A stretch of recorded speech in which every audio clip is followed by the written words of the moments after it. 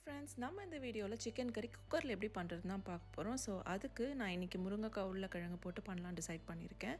So அதுக்கு பேனில் கொஞ்சமாக எண்ணெய் விட்டுட்டு எண்ணெய் நல்லா சூடாயிட்ட பிறகு கடுகு, சீரகம், சோம்பு,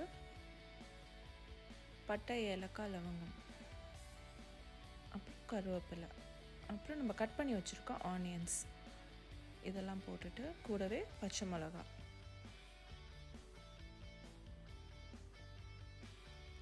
இஞ்சி பூண்டு பேஸ்ட்டு போட்டு நல்லா வதக்கிக்கோங்க.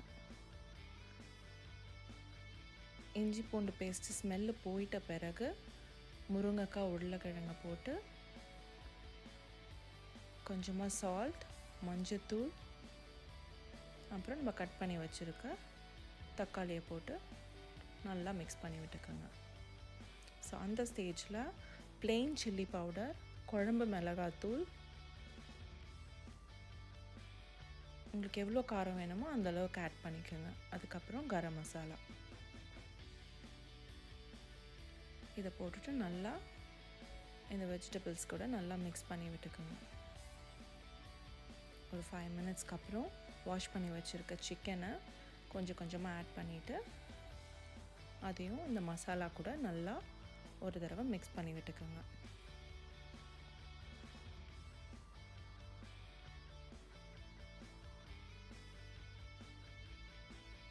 அதுக்கப்புறம் 1லேருந்து ஒரு 1.5 டம்ளர் வாட்டரை இதில் ஆட் பண்ணிவிட்டு குக்கர் போட்டு மூடிட்டு ஒரு 2லேருந்து 3 விசில் விட்டிங்கன்னா உங்களுக்கு குழம்பு இந்த மாதிரி ரெடி ஆகிடும். ஸோ இந்த ஸ்டேஜில் கொஞ்சம் தண்ணியாக இருக்கும். ஸோ நீங்கள் கொஞ்சமாக தேங்காய் பால் ஆட் பண்ணிக்கிட்டிங்கன்னா நல்லா திக்காயிடும். மேலே கொஞ்சம் கொத்தமல்லி போட்டிங்கன்னா டேஸ்டியான சிக்கன் கறி ரெடி.